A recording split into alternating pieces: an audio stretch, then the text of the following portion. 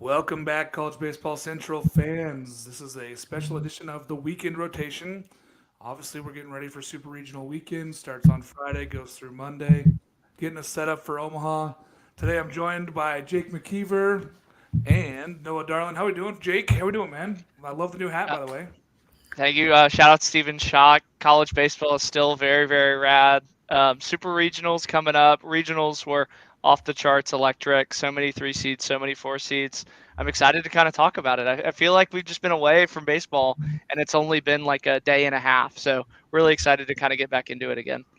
I'm such a college baseball sicko. I literally went to a WCL West Coast League game last night and drank some beers with my nephew and smoked some cigars and watched college baseball. Can't get enough of it. Noah, how we doing today, man? Good, Marcus. I'm glad to be back in Omaha, and it hit me when I was in Norman at the end of at Sunday night, and I'm thinking this is the last game I'm at this season until they really count, and all the eyes are going to be there, so it'll be fun. But until then, I'm going to enjoy watching squeeze play. I got squeeze play deprived this weekend a little bit. I still had it going on my phone and on the laptop, but I'm going to be locked in on Mike Rooney's beautiful face this weekend. Absolutely. Noah, And what is the closest super regional to Omaha right this second? I've had people ask me, like, "Oh, are you going to go to a super regional?" And I think it's you, Jake. I think College Station is the closest one. It might be Knoxville. I'd have to do the miles. Either way, it's not happening. coincidentally, uh, A&M is also the closest one to me in College Yeah. Station.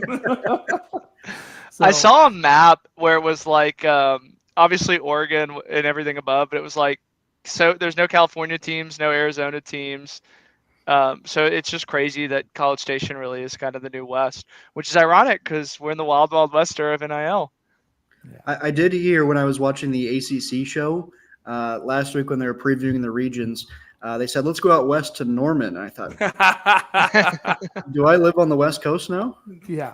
Yeah. No, there's nothing close to me. I think it's a freaking, what, 18, 19-hour drive, I think, to College Station from where I'm at. So, Got to get going. Actually, Mark, it's 24 hours because Troke Launch did it a few years ago after he left Oregon State.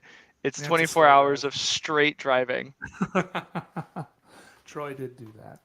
Anyway, we're going to get into these super regionals, fellas. I'm really excited to be back. I know the three of us will also be in Omaha. So everybody's going to be able to see our faces in Omaha, but we're going to wait one more weekend before we get there. Let's start off with the first one here. So obviously everybody knows number one Tennessee. They took care of business this weekend. They won their regional. Evansville won the Greensville. Unbelievable. Great job by the Purple Aces there. They're traveling out to Tennessee.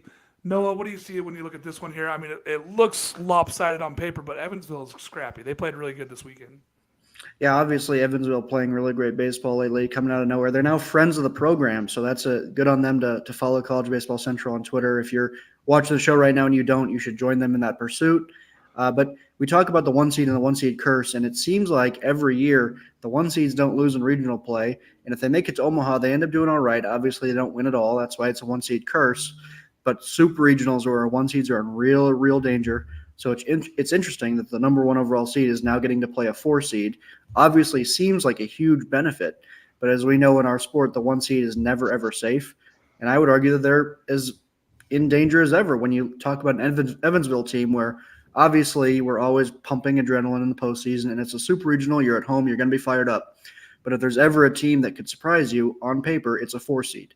So they're going to have to be locked in. I know this Tennessee team has just lost in this scenario before to Notre Dame 2 years ago, but this is a team that they're going to have to lock in because Evansville can sneak up on you, and they clubbed the ball like crazy last week in Greenville. And everybody knows that everybody likes to talk about how small of a ballpark Tennessee has, for better or for worse. Yeah, and here's the thing. I think that Tennessee learned a little bit about that 2 years ago. That staff, they kind of have that in the back of their mind. Like, we're not taking this weekend off. We're not just penciling in. We're getting ready. We're gonna take care of business here at home against Evansville. And I think that those fans now with that ballpark having another 4,000 seats than it did 2 years ago, it's gonna be crazy. It's gonna be a different atmosphere. Yes, Evansville going to the jungle at ECU was something. It's different at Lindsey Nelson. It's gonna be a chaotic weekend for them. Jake, I know we looked at this one and we just kept looking at the numbers, and RPI is the biggest difference there. Evansville, the lowest RPI team left in the tournament. I know you got to play the games, but this feels like all Tennessee. Yeah, I mean, I said it a couple weeks ago. It feels like anybody who gets matched up against Tennessee is going to be completely overmatched. But I really like the Evansville Aces here. And even if it's to just steal one, I mean, they get to play at 3-11.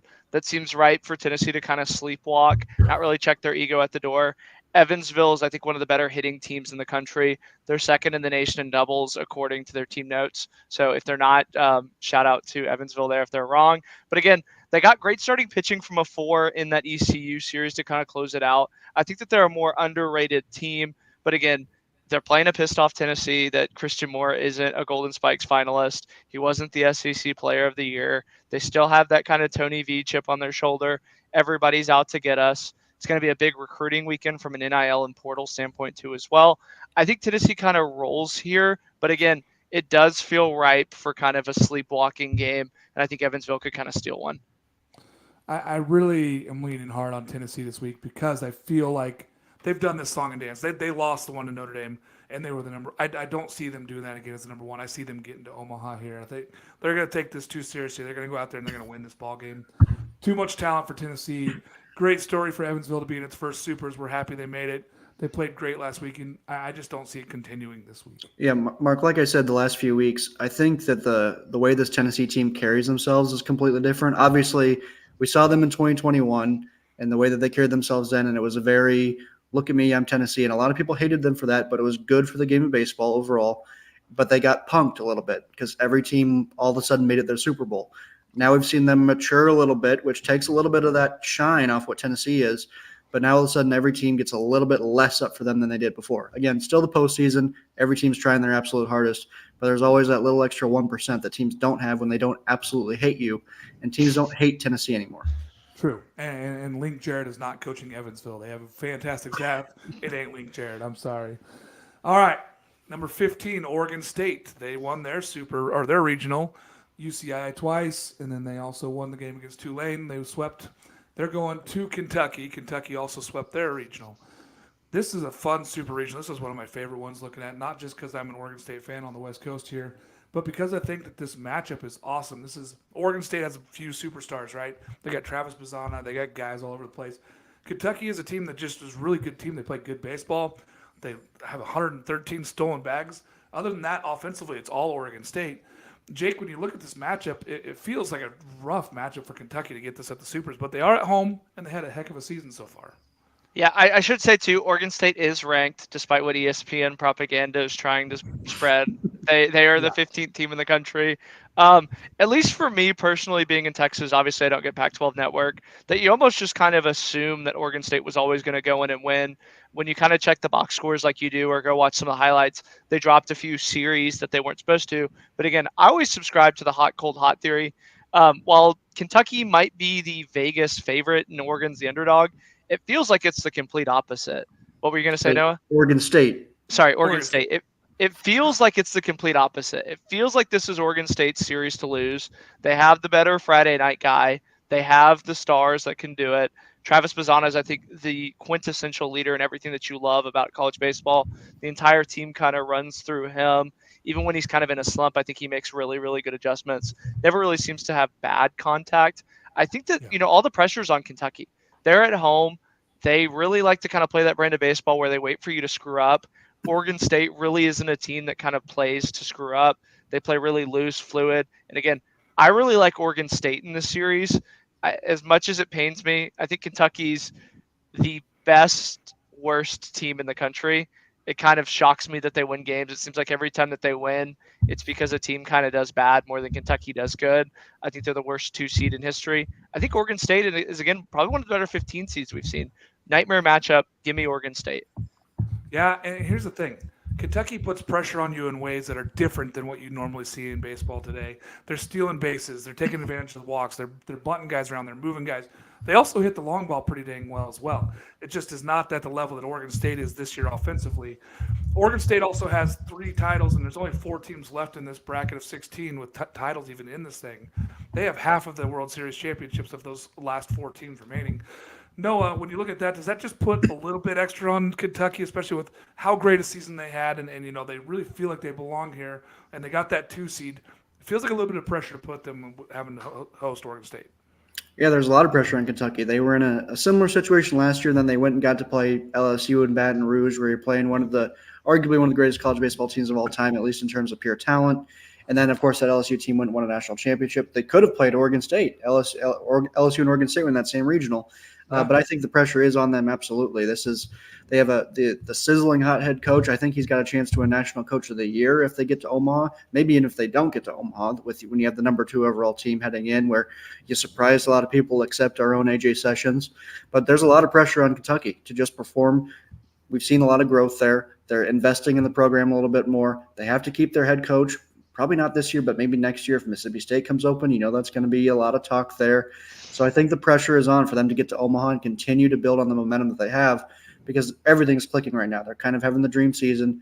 And then you get a little bit of a blue blood in there with Oregon State, kind of more of the new blood generation, but still a program that gets everybody to turn their heads. And I think that the popular money is going to be on Oregon State to win this one, because as Jake kind of said, it's hard to watch Oregon State throughout the year, and you kind of just assume that they're a powerhouse up in the Pac-12, which they absolutely are. That's what happens when you're a top 16 team.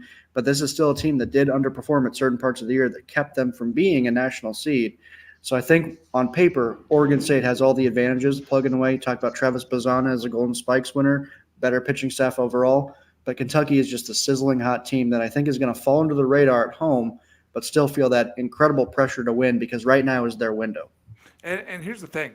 You look at the numbers, you throw them out for a weekend like this, but Oregon State has not been terrific on the road. They have not played great on the road this year. They are traveling quite a distance here to play Kentucky. The strikeouts have been a problem for Oregon State. Kentucky pitching gets a lot of strikeouts. They take advantage of that. It's going to be a really good matchup. I'm excited for this one. Kentucky is a great ball club, don't get me wrong. I am leaning towards Oregon State, not just because I do enjoy Oregon State baseball, but because I think the offense is going to kind of shine out a little bit, and I think that starting pitching is going to be really good. It's going to be insane to see what this matchup does. Can Kentucky pitching stop Oregon State's offense, which seems to have come alive the last month? It's good. I'm excited for this one. Mark, I have a couple comments. Yeah, let it fly. No, I'm trying to find the stat. I can't find the stat, but I tweeted it a long time ago. It's something about how in the last 30 years, no more than 4 SEC teams have made it to Omaha. Right now, we could theoretically have 6. So by rule, at least 2 of them are going to have to lose. The other thing, Mark, and this is even bigger for me, the last time you were in Omaha 2 years ago, Oregon State lost in a super, and I don't feel bad when your team loses. In fact, Jake, I'm rooting for your team to lose. But there was something about when Mark came down here fresh off an Oregon State loss. I thought, man, I really wish Oregon State could have been here for Mark. So I hope Oregon State wins in that regard. Fair, but it was arguably my best week ever of coverage down there at the World Series. That's true. Mark, I will say this. It's a lot more fun when your team's not there, because you can kind of just enjoy all the teams and be a fan. Where when your team loses, you are just sad for 24 hours. There's nothing you can kind of do about that. Yeah, I flew in, I was sad, and then I met Link Jarrett, and my whole life changed. So we'll just go with that there. I'm excited. I win or lose, I'll be excited to see Kentucky. I'd be really excited to see Oregon State there. Obviously, I want the Beavs there. It's just good for college baseball. But, again, Kentucky, really, really good. Oregon State lost a few series this year. Kentucky lost 1 to Tennessee. Absolutely fair. And we're not disparaging at all what Kentucky's done this season. We're specifically talking about this weekend. Super regionals, like I said, you got to kind of throw out the numbers. What can you do in a weekend series against a team that's nationally ranked? Because you see a lot of them in the SEC. They've placed a lot. Oregon State did not face as many. So it's going to be interesting to see what this hitting for Oregon State can do against Kentucky's pitching. Another team that we're going to reach out there from the West Coast, Jake. Oregon traveling all the way to Texas A&M. College Station. It's going to be tremendous. I cannot wait to watch this one. This is the storyline of Oregon pitching has been elite. They've been really, really good down the stretch. They only gave up 6 runs during the whole regional. They were really good against some really good offensive teams. They're going up against Texas A&M, who can put up runs in a hurry. It's pitching. It's power versus power here, Jake. Yeah, I mean, Texas A&M, obviously, they broke a school record for home runs. Gavin Gerhomick broke Chase Lavallette's freshman record. Braden Montgomery and Chase Lavalette were chasing Charlie Condon there in the little. They've kind of been slumping the last month. But again, I think this is – you say power versus power. I think this is Oregon versus the Heat.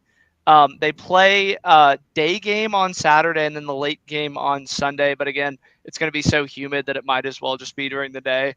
It's probably going to be around 95 degrees.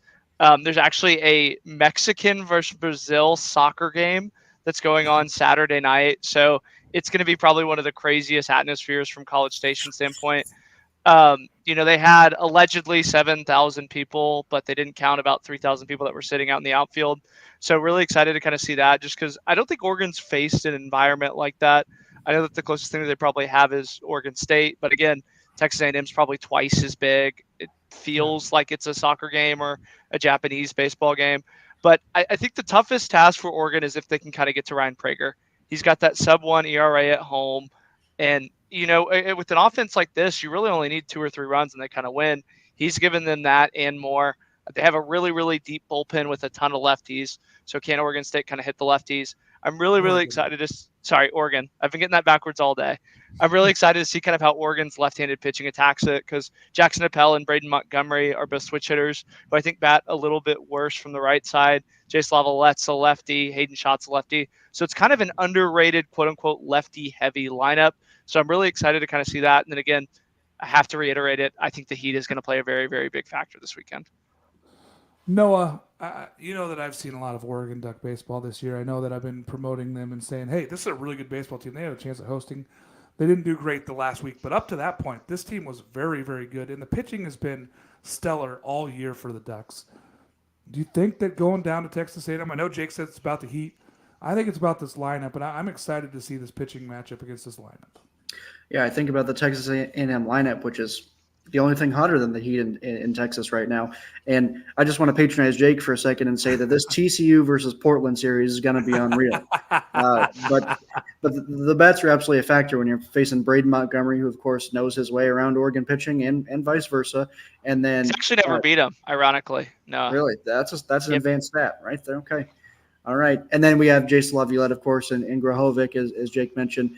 There's not an easy out in that lineup, which is a lineup that a lot of people called upon to step up, but mostly that pitching staff in Aggie Lane, which I think is going to be able to just smother that Oregon lineup. So I think that A&M, they had what you could argue was a very easy regional outside of the hyped-up Texas, and now they get to face a 3 seed that they are, at least on paper, better than in every aspect of the game. I think that it wouldn't surprise me at all if this one was over in even before 2 games, in the sense where you're watching the second game and, okay, this one's over. But at the same time, Texas A&M has been a paper tiger in the postseason before. Usually it happens in Omaha, though, Jake. Yeah, in Oregon, everybody's been down on Oregon all year. That's the other thing is no one expected them to be sitting here in a super regional. Why not the Oregon Ducks? They were a game away last year when everybody kind of doubted them in a Vandy regional. And what an environment last year in Eugene. Unbelievable. Yeah. And here's the thing. They traveled. They've been on the road. They're not afraid of going on the road and playing teams. They've done this before. Like you said, they went to Vandy last year. They went down to UCSB and played a good San Diego team, a great San Diego team, and a very good UCSB team, and beat them both. And it was the pitching. Now, A&M's a different lineup. This is a different ballpark. This is a different thing here. I think that A&M's too much, but Coach Waz, I have a lot of faith in down there at Oregon. I think that if there's somebody that's going to get this Duck team ready, he's going to have them ready for this one. And Texas A&M has stumbled before. They've struggled the last couple of weeks of the season. It could pop as rarely where they just don't hit anymore, Jake. It has happened. Yeah, it happened against LSU. It happened against Ole Miss. It happened on Saturday against Arkansas. It happened in the SEC tournament. It's been a very underrated slump for, I think, a lot of these guys. But, the pitching truly has carried them. I don't think it's as bad as an Arkansas, kind of slump that they were in. But I could see a world where the bats slump and the pitching kind of just gives up a few more hits. I don't think it's as easy as a lot of people in the country are making it out to be. Yeah. Oregon is a very talented team. Super talented. And you talked about those teams. Yeah, I don't think that they don't have the full pitching staff that LSU has. They have a better staff than Ole Miss for sure. And they're going down there, and they have a chip on their shoulder. They want to get to Omaha. They have not been to Omaha since 55. So this Duck team really wants to make a splash and get there. And Coach Waz has got these guys in the back-to-back supers. So big series there. Another one. Mark, as always, I have that one last comment. Let's throw it in there. So as we all know, the big important thing for me come super regional time is, number one, I prioritize getting the best talent here. Number two, I want the better fan base here. Obviously, Texas A&M has been here before.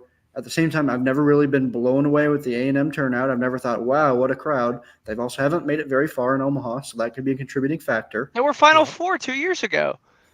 Didn't feel like it.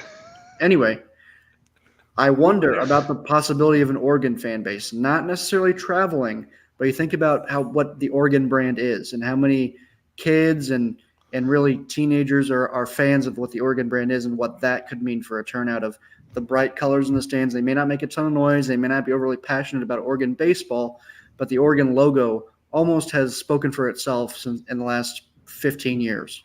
So I wonder about that impact. The Miller North faithful coming out on a Saturday night in You full just Oregon randomly regala. dropping the name of my high school. That is so. I don't know where you went to high school.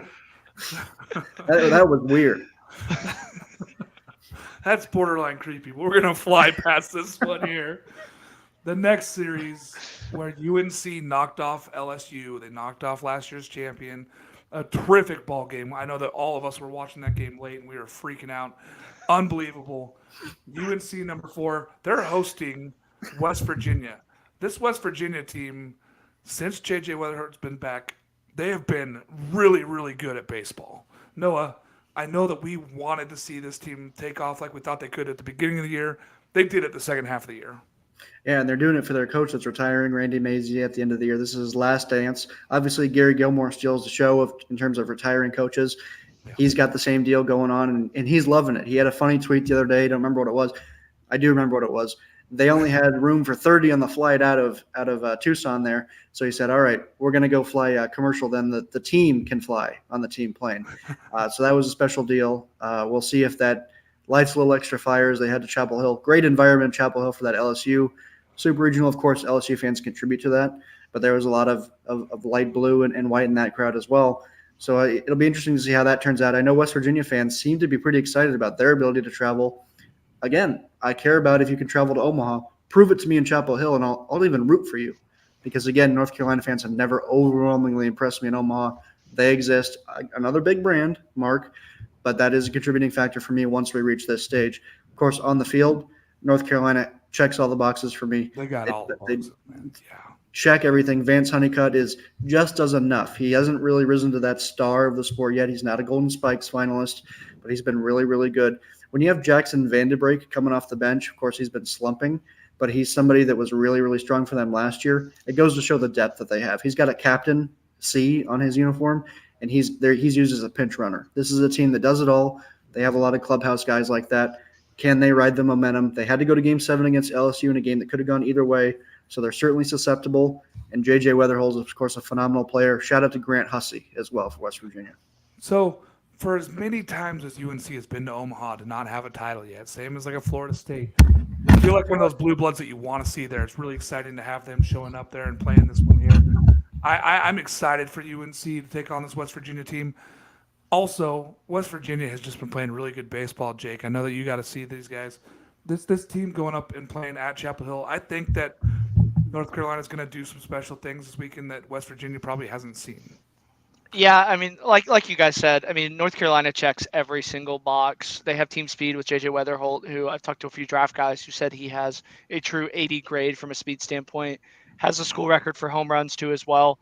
Somebody like Casey Cook is another guy that you really kind of have to watch. They have a ton of deep lineup guys. They're really good at home at 34-3. But again, this West Virginia team, I thought they were a little bit underseeded. They had issues with JJ Weatherholt being injured throughout. I felt like if he plays the entire season, they have a chance to kind of be a 2 fringe 3. I think that they're one of the better teams in this regional. They hit fine without him, and they won some games. Reed Chumley out of Texas, Langham Creek High School, he broke the school record for home runs. But it feels like everybody just kind of breathes a little bit easier when JJ Weatherholt's in the lineup. Because, again, I still kind of go back to that midweek that they had where they played Pitt, and they just blew the doors off of them. They made PNC Park look like a little league field. They were blasting home runs all over the park. The talent is a little bit tougher against North Carolina. North Carolina checks all the boxes. But, again, I think West Virginia kind of has a little bit of Birmingham Southern vibes. They're just playing with house money. Their coach is kind of retiring at the end of the year. They're all just happy to be here. And, all the pressure's on North Carolina to kind of go in. I think from a prediction standpoint, it's got to be North Carolina. There's not really a hole in their lineup. There's not really a hole in their pitching staff. They're really good at home. But, again, never underestimate somebody playing with house money. Yeah, and the North Carolina lineup didn't really wow me this last weekend like I've seen them all season. Like, Azuna, Parks Harbor, these guys, they didn't really crush the baseball like they had all season long. Now, if they get back after it here against West Virginia, then this team is one of the favorites in Omaha. They're a very good baseball team. But there's a lot to be played here, and it's an exciting weekend here for them. Chapel Hill's going to be popping. I think that there's a lot of light blue that's going to show up. And for me, being, again, Oregon State guy, 06-07, they played UNC. And I know it's a different thing, but this UNC team has been to Omaha before. They've been in these situations. They just beat LSU, who was one of the hottest teams in the country.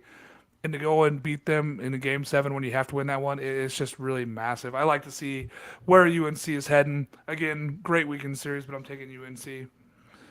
Kansas State, a team that Noah and I really promoted early this season. They struggled. They got hot at the right time now. They're traveling and playing Virginia, another team who's playing very, very good baseball. The 12-seed Virginia, who's Noah, I really don't know who I like both of these teams. I just think that Virginia has a little bit more on the offensive side, but man, Kansas State's been great lately with Culpepper in the team. Yeah, it's the beauty of catching fire at the right time, and of course, it reminds everybody of a couple or of a specific team that checks a lot of the same boxes. TCU, they wear this color purple, they beat Arkansas, and then they get hot at the right time. So this is a Kansas State team that's certainly on fire, and as you said, Mark, we had them in the preseason ranked very, very highly. At least you and I did. I don't know if Jake joined us on that.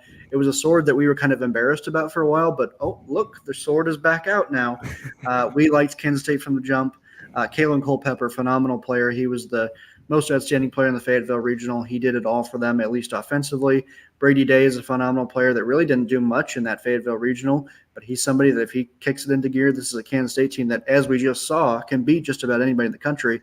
And then Tyson Neighbors in the back end of that bullpen was an All-American heading into the year for a reason. Phenomenal talent. Hasn't had the season that he maybe dreamt of, but this is a player that talent speaks for itself, especially when you're in a 3-game series like this against a Virginia team that is good. We saw how great they can be against Mississippi State with that huge late-inning pull away. That's what separates good teams from great ones. But at the same time, they've shown the cracks this year where that the offense is just a little inconsistent, and the pitching, you have to rely on a couple guys you don't feel 100% safe in. But again, Virginia's built a model on that. That's Virginia every single year, and every single year it feels like they're knocking on the door to Omaha. Virginia program has been a beacon of consistency, whereas Kansas State this year has been extremely inconsistent. One of the 4 Wait, no, I teams want to stop with you a before we national go on. championship. I don't think that this is a Virginia team of old, like at all. They don't really have good pitching. They bang the ball around the yard. This feels almost like an old Florida State team or an old Louisville team where they just bang it around the yard all the time. The pitching really, really worries you, and Kansas State has punished bad pitching. But I think Virginia's always been that way. I don't know if Virginia's ever had a pitcher that was really scary. I think they've always had good pitching, sound defense. They'll double you to death more than power you to death. And Monty can kind of correct me if I'm wrong, but this feels like a different Virginia team in a good way. Like, they're a much more exciting team, I think, than Virginia teams in the past. The shirt's a little bit more untucked, as you like to say. But again, I got to see this. I'm sure, Noah, you got to see this Kansas State team up close. I got to see them up close. They are a loaded lineup. It really isn't that surprising to see them be in a super regional. It's a little bit surprising to see that they went through Arkansas to do it. But Kalen Culpepper's a first-round guy. Brody Day is another one that you really, really kind of have to circle in the lineup. You mentioned Neighbors, but I think that they have tremendous underrated starting pitching that they're going to really need against a Virginia team that's just a gauntlet. They put Casey Salke in like the 8-hole at times. Like, they are just an unreal lineup, and they're probably one of the better lineups left in the country. I just feel like Kansas State is not afraid to go play anybody any single game, though. It feels like they go out and they're just like, we're going to play our baseball game, and win or lose, we're going to do exactly what we do. Kalen Culpepper's been so good. Team USA guy. He's just been so terrific. Noah? I'm with you. They aren't afraid to schedule. We saw them after they got spurred by the NCAA tournament or the NCAA committee last year. Yeah. They went out and scheduled very tough. The problem is they lost all those games. We saw them go at Tennessee and Clemson back-to-back days, and they got run-ruled both times. So they have that potential too, where they're not afraid of the Giant, but the Giant will slash them in those right circumstances. They've grown since then. That was either late February or early March. They've developed a lot. As we can see, they're hot right now. They just went into Fayetteville and beat Arkansas. That's a phenomenal accomplishment. But at the same time, we've seen that Kansas State team now at their peak. We've also seen them at their valley before. Which Kansas State team we're going to get? Those were midweeks, Noah. In a super regional aspect, you're likely not going to see midweek guys. I really like their lineup. I like Chuck Ingram. I like Brendan Jones. I really think that these are going to be very, very competitive games. I don't think that we see the run rules that we saw against Clemson and Tennessee. Not to skip Bayless, Stephen A. Smith, you Jake, but if you dog the Big 12 all year long, you say that this Big 12 they just don't play anybody all year long, and then you have Kansas State going schedule Tennessee and Clemson. You can't. I never said that they didn't schedule people. I said I didn't say that. Let me get to my point. Excuse me. Let me get to my point. But I'm saying that you can't dog them for not playing anybody, and then say, oh, but they aren't really getting up for Tennessee and Clemson. Because they're going to go schedule them like that with the understanding that you seem to think that they don't play anybody. They have to know how big those are for at least RPI. Even my dog is just absolutely. We're going to go on a tangent here, but I mean, this is the best Kansas State team in. I don't know how old Mark is, if they had some obscure team from the 70s, but this is the best team in me and Noah's lifetime, wouldn't you say, from a Kansas State? 2013, Mark knows all about 2013 Kansas State. Did that go to 3 games, Mark? 3 games. Yeah. That 2013 Kansas State team could pitch, though. That team had 3 starting pitchers that were, 2 of them were All-Americans. They were a very good pitching team. Now, I think that this team is better. I'm going to agree with Jake that I think that this team has the ability to be better. I think that the offensive lineup is there. And Neighbors on the back end to shut down games is scary. So if they get that lead, watch out. It's a tough one. I love this series. I'm so excited for this weekend. Mark, series. can I present one more name before we move on? Yeah, you can. Cole Weisenbaker. He's another reliever that they run out. He's kind of the Tyson Neighbors, I think, of the future. The Tyson Neighbors no one talks about. He's been nails out of the bullpen. When I saw him down in Houston, he honestly, I think, had more electric stuff than Neighbors. I mean, Neighbors was also a little bit injured when I saw him. He struggled early, yeah. Yeah, but I would say he kind of righted the ship. He's a guy, too, that is a really, really good bridge because you need five or six pitchers to win these super regionals. If you have 5 or 6 pitchers, that's a tremendous luxury. Yeah, and they went to a lot of guys early in the season when they were struggling, so a lot of guys got opportunities that probably wouldn't have in a normal season. They went to a lot of guys and gave them a lot of opportunities. I like this battle-tested Kansas State team. I lean towards Virginia at home just because the experience, again, one of the only teams left in the field with the national championship. I like where this Virginia team's heading. I think this one's one of my favorite matchups. Florida, probably one of the last teams in. I know that they probably weren't. They may not have been listed as one of the last 4 teams in. They probably were one of the last 4 teams. Should have been probably the last team in. They take on Clemson at Clemson. Now, this Clemson team's been all over the board, and they finally took care of business this week, and they looked like they showed up and they were ready to play baseball. Florida has the ability to get hot in an instant. They're a frying pan, man. They get after it. All of a sudden, this team can score runs, and it's scary. They went down and beat a very good Oklahoma State team, Jake, that I know that you had going further than losing in Stillwater again. Florida has Jack Kaggs. They have named players. They have the ability to be there. They were the runner-up last season. Going to Clemson, what do we see here? Well, first off, the notion that Josh Holliday at Oklahoma State should be left to go, I think is ridiculous. While this was their 3rd regional that they've hosted in a row, it's the 3rd time that they didn't make it out of that regional. They have had a pretty tough road. They got Arkansas 2 years ago, who was honestly, I think, the best team in Omaha, even though Ole Miss won it. They got Oral Roberts last year, who gave Florida everything that they could handle in Omaha. And then they got a very, very underseeded Florida team. Again, they had that number 1 strength of schedule that we debated on. At the end of the day, I think that this Florida team was really, really talented. They pitched at times at elite levels. They always hit at elite levels. I think that was just a really, really tough draw from Oklahoma State. Call it SEC bias. I'm sure Monty's going to get mad. I really, really am worried about this Clemson team. I feel like first off, I think that they're a very talented team, but they've relied a lot on this Cardiac Cats team. They lead the nation in walk-offs. I think that the magic dust is kind of starting to run out. I think Cinderella, the shoe, does not fit. They haven't been to Omaha in like 10 years.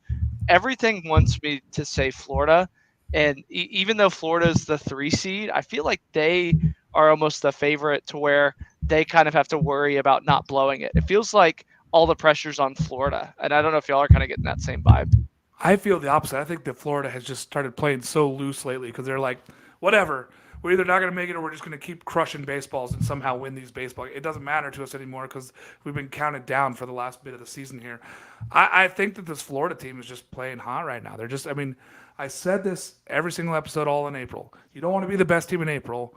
You want to be the hottest team in May. Well, Florida was not that until recently. They were struggling until recently. But when you looked at it overall, you knew that this team had talent. No, I know that we have seen a lot of both of these clubs. We love Bakich. We love O'Sullivan at Florida. These are two good coaches, two good programs. The seed really doesn't matter other than it being at Clemson. No, it really doesn't matter at all when you think about all the talent on the field. Obviously, Cam Kennerell, Clemson, we know what we're getting there. But this Florida team obviously was really disappointing all season long. But Jack Caglione continued to be must-watch TV. And now you can see the team kind of developing around him a little bit. Liam Peterson was really phenomenal against Nebraska. Did everything that they asked of him. Freshman, first career, postseason start. Obviously, this happens when you're a freshman. Kevin O'Sullivan said, I don't know how many freshmen started across the country. I can think of one that day, and it was Vanderbilt, and that went the opposite way for them. Yeah. So this is that the pitching staff that developed for Florida. They moved Cags up to Saturday, and they're going to keep that going with Liam Peterson Friday, Cags on Saturday at Clemson. And then I think Clemson has a similar 1-2 punch, obviously not in terms of the star power and name, but in terms of effectiveness. But then when you get to Sunday and it starts to get really mysterious. So I think this has 3-game series written all over it with either Clemson or obviously a Friday-Saturday split with I think probably Florida having the edge on Saturday just because of the Cags reunion tour going on Saturday. So I think Clemson wins Friday, Florida wins Saturday, and then I couldn't tell you who wins on Sunday. But I will tell you, Mark, as I texted our group chat that we have, I was walking out of the tunnel in Charlie's Cabana, and I see the Purdue baseball team just making their way in and out of the batting cages. And all of a sudden, I just had this wonderful vision of Clemson and Omaha. That was before the NCAA tournament was revealed, anything like that. They could have had the toughest path in the world, but I had this vision, and I still have the vision of Cam Canarillo walking through the tunnels at Charlie's Cabana. So I think I'm going with Clemson. But this to me is my favorite super regional to watch just because of the talent. On paper, you're thinking 1 versus 3 seed. All right, welcome to Omaha, Clemson. But this one feels very, very different for me than, say, A&M, Oregon. Yeah, it feels a lot more razor thin just because the talent's there for Florida. And if they start playing, Colby Shelton has been on a tear there for Florida. And if he keeps playing like he's been playing, man, it's hard for me to vote against this Florida team. He got a lot of flack earlier in the season, so it is kind of good to see him. There was that video of him in the fall cussing out his pitcher as he hit a home run. He loves to kind of jaw. He reminds me of those Tennessee team from 2022, a ton of those vibes. And it really kind of is great to see him back it up because I know it was very easy to ridicule that, but I think he's one of the more talented players in the country. Yeah. And I'm really excited that he's kind of excelling. Yeah. I like seeing Cade Curlin get going in Stillwater a little bit. He had the leadoff homer against Nebraska. Big splash for him. I picked him to win SEC Player of the Year. He has the potential to do that. I might pick him again next season, to be honest with you. But he struggled with injury a lot this year. I was glad to see him get back on the board. He didn't really make too large of an impression in Stillwater, but he's a bat to be afraid of. He ended last season on a home run in Omaha. I think he wants to go hit another one in Omaha this year. I think it's going to be exciting. I cannot wait for Florida and Clemson. I think that's one of the most exciting matchups over the weekend and razor thin. NC State, 10 seed, going to Georgia, the 7 seed. These are two teams that played good baseball over the weekend, but it didn't really feel like they were the best team necessarily all weekend long in both those brackets. I think that they're both two good baseball teams. I think NC State takes care of business. They show up and they win games somehow. They just keep winning games. And they get in your face, and they don't care who they play. It doesn't matter. They're going to go out there and show up. Georgia, Charlie Condon in that lineup it's something special. It is. And don't know which one of these teams I'd rather see in Omaha. I think I'm just excited to see this one. But Noah, I know that NC State has felt that push from the NCAA, and they're trying to push back, and they're saying, we want to get back to Omaha. Yeah, people do kind of forget about that rivalry that they had with the NCAA for such a long time. Now they get the beauty of hosting. They do have to go on the road to Georgia, so maybe there's a little chip on their shoulder there. But this NC State team is sizzling hot. Usually when you talk about an ACC team that's really, really hot, you talk about an ACC tournament champion. Of course, that was Duke, who is no longer hot by definition. But this NC State team has ended the year perfectly. You talk about the run they went on where they went from – okay, this team is just okay to, okay, this team is definitely hosting and they have a chance to be a national seed. And then you talk about Georgia, who very similar to Kentucky in my eyes, have just kind of gotten by. They're winning, of course, in doing so, but they haven't ever really popped and said, this isn't a national championship team in my eyes. They obviously had a chance to do that this weekend in that super regional against NC State. But you talk about their struggles in that regional, both NC State and Georgia, when I looked at the bracket, I thought, all right, this has the potential to be a really, really weird super regional, and it's not. It's not weird. So I think that we're going to see some weirdness as much as we can, and I think we're going to see a team kind of make a statement, at least a little bit, that Georgia's got to say, we're not just Charlie Condon, and NC State's got to say, we're not just hot team, we're a really good team. Yeah, I think that this one's going to be a lot of proving grounds for one of these teams on their way to Omaha, saying, "Hey, we are that team, right? Like we are this team. We're ready for the World Series." And I think that NC State's pitching versus Georgia lineup is the key. I think that that's going to be where it comes down to: is can NC State's pitching keep Georgia off the scoreboard? Jake, we know about Charlie Condon. He's one of the best players in the country. Him or Travis Pisano, they're going 1-1, 1-2. They're two terrific players. What else do we see here in this Georgia and NC State matchup? Yeah, I mean, you could probably name 30 things about Bazana going 1-1. You could name 30 things about Charlie Condon going number one. I think that, honestly, they'd go one in a lot of different years. Honestly, this feels like one where I think the teams should kind of be switched. I thought NC State was a little bit underseeded at 10. Georgia was a little bit overseeded at 5. It's another SEC-ACC matchup. Georgia was the only, what did I say, 7? You said 5. They're 7. Yeah, 10-7. It's another SEC-ACC series. Georgia was obviously the only SEC team to beat an ACC team in their regional. It was a 1-3. I mean, NC State, they got a lot from Brandon Butterworth. They got a lot from Eli Serrano at the top of the order that kind of gets it going. Georgia, it really kind of is the Charlie Condon show. I mean, Slade Alford and Clayton Chadwick have delivered at times, but I think Georgia's hopes live and die with Charlie Condon. And then from a pitching standpoint, I don't see how this staff from Georgia keeps this NC State lineup down. I mean, Cozart's really good. Luke Nixon down there near the bottom's really, really good. There's just a ton to like about this NC State team. And again, they still kind of have that chip on the shoulder from a few years ago. I know that the fans, there's no love lost between the NCAA. It's another SEC one. I think the ACC always kind of loves to prove itself against the SEC. This is the first year we've kind of seen it come to fruition. So I'm really, really excited to kind of see this. And again, this is going to be another high-scoring one. I don't think Georgia has the pitching to keep it down, but Georgia doesn't really roll over when they're down either. So I'm really excited to kind of see how this one goes. This could be a big coming out party for Cozart. He could come out there and absolutely just crush the ball and be that guy for NC State and be the leader that they've been looking for all season long. I think I really like what NC State's done. I really love that what Wes Johnson has done in his first year at Georgia. It's tremendous, right? And Charlie Condon has been nothing short of electric and must-see baseball. Selfishly, I'd love to see Condon and Bazana both in Omaha just because I just want to see that race unfold in front of our eyes. But for the Golden Spikes, but it's just a great baseball game there. Noah, you lean in either direction on this one? I have no indication, Mark. Like I said, I was picturing a UNCW somewhere in here, maybe a Bryant coming out of here. I have no indication. I can picture, Jake always patronizes me for this, but I can picture either logo in the left field bullpen at Charlie's Cabana because I've seen them both before. Obviously, Georgia was 2008. I was at Rosenblatt Stadium, but we've seen both these programs here before. We've seen NC State more recently. I can picture Elliot Evans answering a question about what he learned from that COVID team as much as he can. So I'm going to lean NC State, but I think the talent of Charlie Condon can absolutely bring them here. So I'm not going to answer your question. Georgia is also one of the Final Four teams that has a national championship. I was going to say that. I know it's been a long, long time since Georgia's been in a super regional. I don't think they'd been to a super regional in like 10 years either. So you almost kind of I know me and Noah's generation doesn't see Georgia as a baseball power in a way, but they are the one that, has won the national championship before. Well, they had a really, really good team a few years ago. It wasn't that long ago that we were talking about the pitching that Georgia had. Yeah. And I was really excited about guys like Emerson Hancock. I thought that team had Omaha potential, but they've let me down before. Yeah, I'm excited for this one. I do think that the way that Georgia played in the SEC this year, it leads me to believe that they're going to win this series in the way Wes Johnson's coached. But I love both these teams. I think that they both are Ernest, and they both belong in Omaha. We're just not going to get both of them there. UConn defeating Oklahoma. They didn't commit an error until the eighth inning of the final game there. They were unbelievably defensively.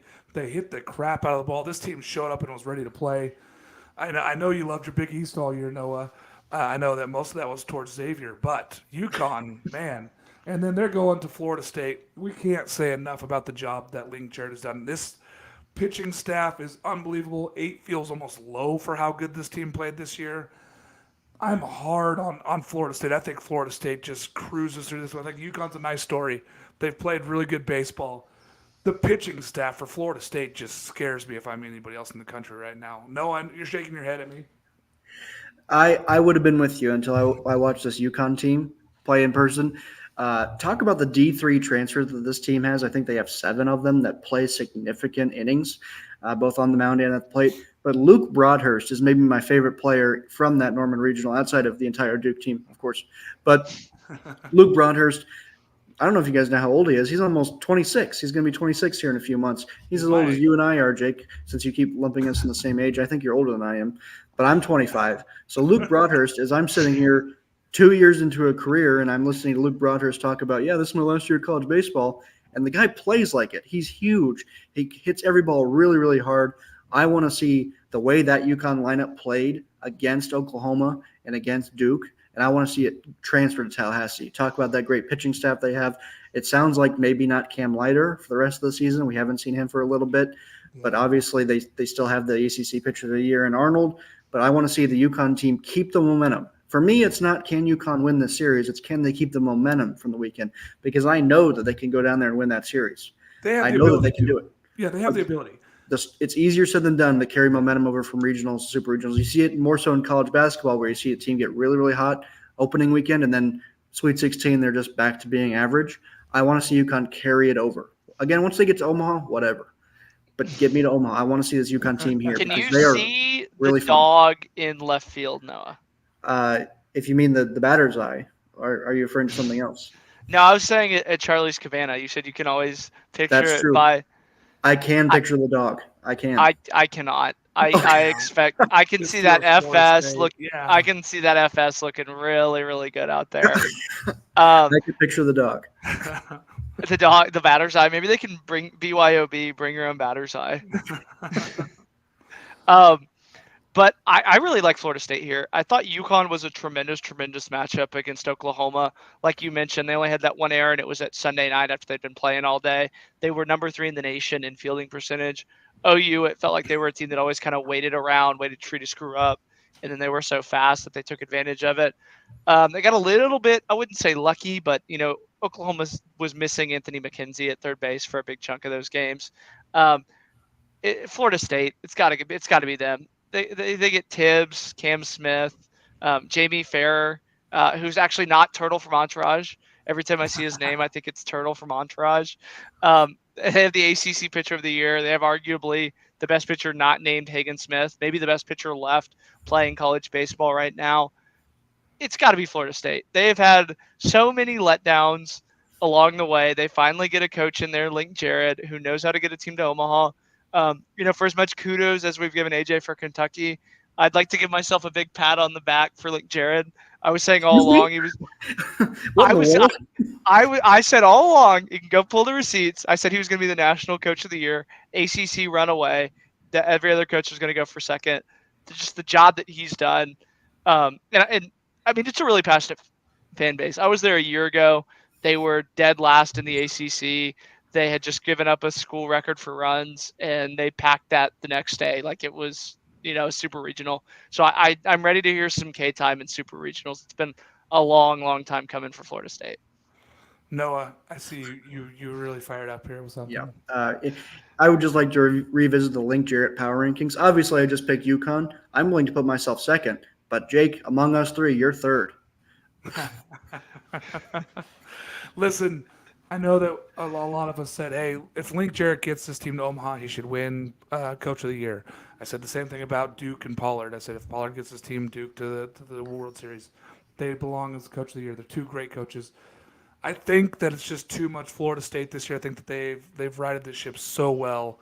and I believe that they're going to get there. I think UConn's great. It's a great story. They've played their tail off. They've played really good. I also was not a huge believer in Oklahoma. I thought that they hadn't played anybody that was over 500 and played them well all season. And they finally 600, played. Mark. 600. Either way, they didn't play winning teams very well, right? So they didn't play great teams very well at all. This UConn team showed that they're a great team. Florida State's a better team, and at home, I really like this Florida State team to move on. I know, Noah, you can hate me later. I want I'll to tell you see what. my friend Link I Jarrett want to again. see the I wanna tomahawk see- chop at the Chuck. Just Seen it before. You know what it's called? Underwhelming. What we need are a bunch of dog masks in the crowd. I wanna Dog see masks? Dog masks throughout the cabana. I'll wear one to media day if the Huskies come to Omaha. Oh, you heard it here first. There's Noah's going to have to wear a dog mask. What about if Georgia? How about Georgia? Get a bulldog mask. No. Only the Huskies, and it's only when UConn's on the field. I didn't even Okay. think to mention that. Yeah, the fact that Georgia barks at just random people. No, That's I'm more of a sure. football thing. I'm sure the Omaha faithful will embrace it. You always talk about how much of a white trash place it is. Okay, I've never once said that, but I will say that I would like to rewind our Selection Monday, not Sunday, Jake Selection Monday show, and see which team it was that was wearing the dog mask. Was it Georgia? That's not going to play well for me. Yes, The it Ge- was. yeah, but you could. Yeah, but I tell you what, if Georgia makes it, you have to bark at a little girl getting Okay. Dippin' Dots. I will do it whether Georgia's here or not. That's going to happen either way. Who did something cool? You know, it's my favorite segment. Eventually, we're going to find a sponsor for my favorite segment that we've created. Who did something cool this week? I have some. I know you guys have some. Jake, I'll let you start. Gavin Rehovic breaking the freshman home run record at Texas that's pretty A&M, cool. and then Texas A&M also breaking the team home run for records, or the team record for home runs. Aggie faithful, I think that was pretty cool that the Aggie Alley was out there. I got to watch the Wheels highlight when they panned to the crowd and everybody was just going nuts. It was truly one of the most surreal things I've ever seen in a college baseball game. Just the energy that everybody was just kind of holding on for every pitch in that Texas game. So, I mean, that was the cool thing, was me getting to see a great college baseball game. Hey, I mean, that's why we're out there, right? That's why we do what we do, because we want to bring the fans close to this game. And man, they got to see some of it. That's going to be one of my cool things. But I'll let you go next, Noah. I'm going with Ty Bothwell, Indiana ace, getting engaged on the field. So think about the guts of this one, Mark. You go into a regional. Number one, he probably had the ring purchased. Indiana was a bubble team. Yeah. So you aren't even guaranteed to go in the NCAA tournament. You know he has it planned, like, yeah, I'm going to do it on the field. No guarantees you get into the NCAA tournament. Yeah. And then you're a 3 seed. So there's no guarantees that you probably shouldn't win the game against Probably the not 2 gonna seed win. Southern Miss. And it's your pitching. So now you have to think, okay, we shouldn't win this game. And we're the 3 seed against the number 1 seed Tennessee. This is probably my last outing of my career. Probably. You hope it's not, but realistically, now is the time to do it. You can't do it if you lose the game, especially if you get tagged to the loss. So everything had to go right for Ty Bothwell, and then he had the guts to ask his, I assume, longtime girlfriend to ask him to marry him. And of course, it went well because he won the game. If he had lost Did you the see game, the maybe not. handoff that he had? I did from see that one of as his- part of it. That the was handoff. I think the best part of the whole thing was the handoff. It was just so smooth. It was a great showing all around for Ty Bothwell. Indiana won the game, and he won afterwards as well. Two things. First off, I'm going to mention the fact that we had a rain out on an all-turf field in Oregon State in Corvallis was crazy, right? Like, that's the reason you put in a turf field. Still have a rain out halfway through a regional game. It was nuts, but it was necessary. I know you guys were watching it too. They could not throw a pitch over the plate. I guys were loved sliding 30, your 40 Oregon feet. State faithful, where they're in these ponchos. It's like really, really cold, and they're like, "What the hell? Why are we playing?" Yeah. I tell you what, the Goss faithful will show up no matter what the conditions are. Well, The I've number been two saying thing- for years, Mark, that they wear winter coats to regionals. I know. So I had a winter coat down there. There's pictures of me. They were taking pictures of me and putting me on the internet. That's the thing, Jake. You and I, we live in warm enough areas where winter coats go on sale this time of year. No, they go up in price in June, and where Mark Yeah, lives. don't go to the Columbia store right now. Here's the second thing that's really cool. You, the fans, made this weekend unbelievable, averaging 300,000 views per regional game, and 58% over last year's amazing regional series. Terrific job, fans. I cannot believe and can't thank you guys enough for watching all the content we put out and everything about college baseball. It's really cool that you guys all bought into this. 300,000 fans per game is insane to be watching on viewership. And I know Squeeze Play did great. We love what those guys did over there. Terrific. ESPN did an adequate job hosting those guys, but those guys on the Squeeze Play really made it happen. And it was just really great to see 300,000 per view is insane for these regionals. And it was great baseball. They were rewarded. The fans were rewarded with really good baseball. And we got this weekend of Supers coming up. What 3 or 4 seed has the best chance to win, Jake? Gators? You going Gators? Florida all the way. Like I said, I feel like all the pressure's on them. Everything should be kind of set up for them. They were underseeded based on a talent standpoint, not on a resume standpoint. Clemson's notoriously an Omaha choker. They're at home for the first time being in a super regional in a long time. The boys in CAGs are looking to just kind of stay together and get back to Omaha. Kevin O'Sullivan's name's been kind of mentioned in a few hot stoves in terms of leaving. I don't think he leaves, but again, all the pressure kind of seems to be on Clemson. The Cardiac Cats, does the shoe not fit? Does the pumpkin appear after midnight? We're going to find out. That's why we play baseball on the field. We don't do it on paper. Noah, who you got? I think the almost the easy answer is to go with Florida, just strictly from a best chance perspective. But I think I have 2 other answers here. Okay. Number one, obviously, I just picked UConn. I think UConn is going to beat Florida State. So I'm riding with my Hooksy on that one. I love my Huskies. Did not love them a week ago, but I am a huge UConn fan now. And statistically, when you look at it, the 1 seed never wins a national championship. If we rule out the 1 seed winning a national championship, every other team on here can win a national championship. So statistically, Tennessee has the best chance to lose this weekend. So by default, I have to pick the 4 seed Evansville. I would never ever pick that. I hope Tennessee sweeps them. I hope they win by 20. But from a strictly what are the odds? I got Evansville giving me. I don't see aces in Omaha. It doesn't matter. That's another one. It, Jake. I don't see that on the I market. just want Tony V, friend of the program, to be in Omaha. So Tony V. I would take a bullet for Tony V. Yeah. But at the same time, statistically, he can't win a national championship this year. Hey, so therefore, he has good odds to lose. If we're going back and saying who said things, I picked that the number 1 seed would win the national championship this year. I was very firm on that belief that I thought the number 1 team in the country this year would win a national championship. So here's looking at you, Tennessee fans. I did pick that one. My number 3 seed it's Oregon. I think if Oregon's pitching stays as hot as they have, that's the chance to beat somebody here. Now, yes, I think Florida matches up great with Clemson. I think that's a fun regional, but Florida has let me down before in these, and this whole season was kind of a letdown. So it wouldn't surprise if they come out and just lay flat. Oregon's played good baseball as of late. They've played tough teams on the road. They don't mind the traffic here. I think that the heat's not going to be as big of an issue as Jake thinks it's going to be. Either way, I love this series, but I think that the Ducks are the team that I'm taking as the 3 seed that has a chance of winning a regional here. Which series are you most looking forward to, Jake?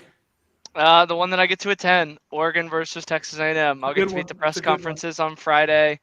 I'm really excited to see Ryan Prager at home again. Like you mentioned, Oregon has some really underrated arms.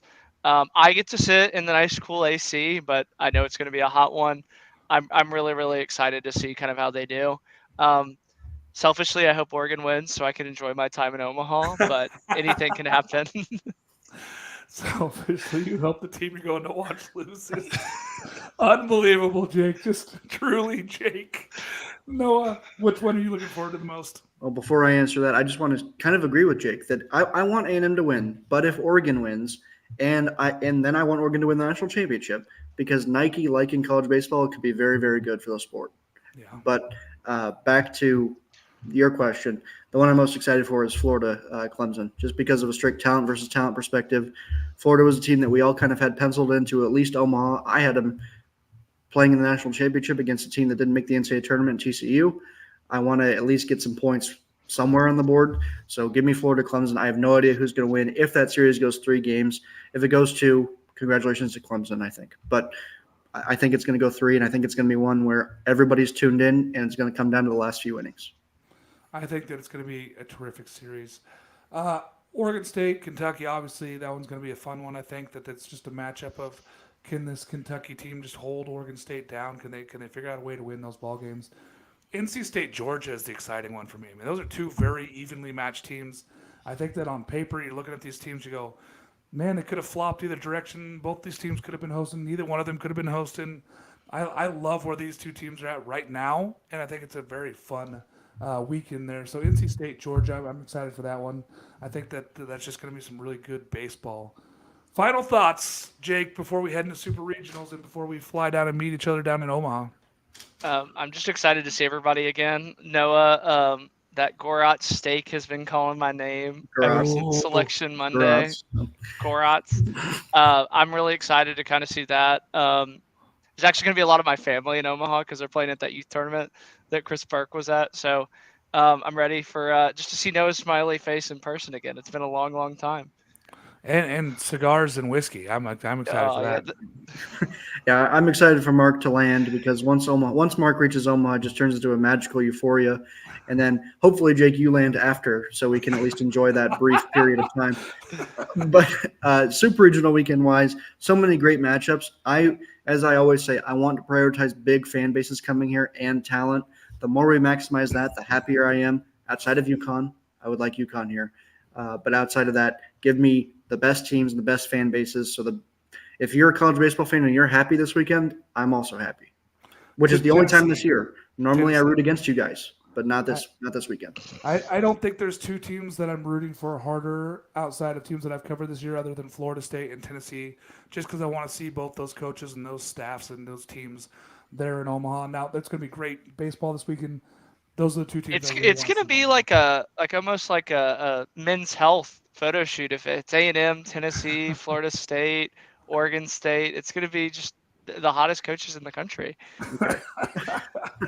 Oh, I can't wait. Well, fellas, we're a week away from meeting each other again in Omaha. I cannot wait. This weekend's going to be great baseball. We got you covered here on College Baseball Central.